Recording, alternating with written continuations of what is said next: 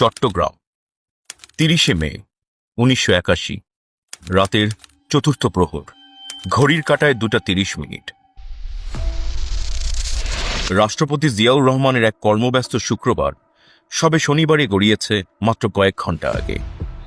একটু আগের হঠাৎ মুষলধারার বৃষ্টি ও বজ্রপাত সামান্য কমলেও মে মাসের তীব্র গরমকে সেটা আরও ভ্যাপসা করে তুলেছে। প্রচণ্ড বৃষ্টির মাঝেই কালুরঘাট ব্রিজের কাছে লেফটেন্যান্ট কর্নেল দেলোয়ারের বাসায় বাংলাদেশের ইতিহাসের গতিধারা বদলে দেওয়ার ষড়যন্ত্রের সভায় যোগ দিয়েছে চট্টগ্রাম সেনানিবাস থেকে আসা কয়েকজন মাঝারি সেনা কর্মকর্তা। সকালেই রাঙামাটি থেকে আসা লেফটেন্যান্ট কর্নেল মতিউর রহমান ষড়যন্ত্র বাস্তবায়নের কৌশল বর্ণনা করছে। ৩টি পৃথক দলে বিভক্ত হয়ে সার্কিট হাউস আক্রমণের দায়িত্ব বন্টনের নির্দেশনা দেওয়া হলো। সারা দেশের মতো চট্টগ্রাম শহরও সেদিন গভীর নিদ্রায় আচ্ছন্ন। রাষ্ট্রপতি জিয়াউর রহমান সে রাতে চট্টগ্রাম সার্কিট হাউসের ভিআইপি কক্ষে তাহাজ্জুদ শেষ করে ফজরের আজানের প্রতীক্ষায়, পরিধানে সাদা পাঞ্জাবি পাজামা। এমনই সময় হঠাৎ করেই প্রেসিডেন্টের শয়নকক্ষের চারপাশ কাঁপিয়ে বিকট বিস্ফোরণের শব্দ হয়।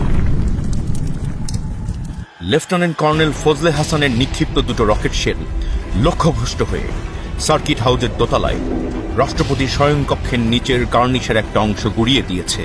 ঘটনা কি তা দেখতে দরজা খুলে সিঁড়ির দিকে এগোতেই সিঁড়ি দিয়ে দ্রুত গতিতে উঠে আসা একদল সেনার মুখোমুখি হন প্রেসিডেন্ট।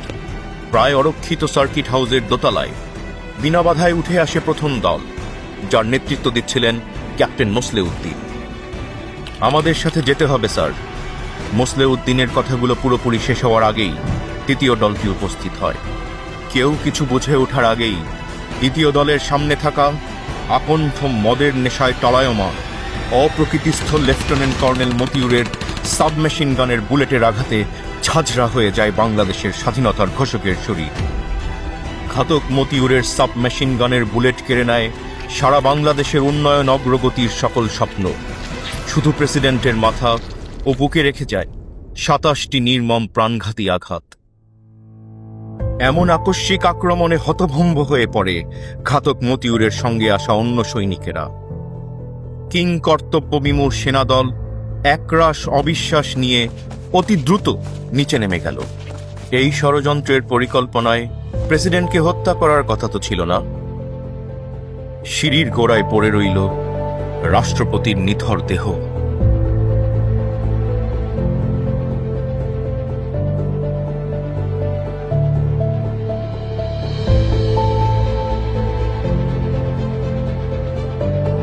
চট্টগ্রাম থেকে ২০০ কিলোমিটার দূরে ঢাকা সেনানিবাসের বাড়িতে গভীর নিদ্রায় আচ্ছন্ন দুই কিশোর তারেক ও আরাফাতের ললাট লিখনে পিতৃহারার চিরস্থায়ী চিহ্ন রচিত হল সবার অগোচরে। কাল সকালেই ফিরব ইনশাল্লাহ। বেগম জিয়াকে কয়েক ঘন্টা আগে দেয়া শেষ প্রতিশ্রুতি অপূর্ণই রয়ে গেল। এক মাতাল ঘাতকের বুলেটে বেগম জিয়ার জন্য নির্ধারিত হল এক দীর্ঘ বৈধব্য যাত্রার, তা তিনি জানতেও পারলেন না। মাত্র ২০ মিনিটের এক হঠকারী অভিযানে নিদ্রাচ্ছন্ন দেশবাসীর অগোচরে নিশ্চিহ্ন হল বাংলাদেশের সম্ভাবনার অগ্রযাত্রা।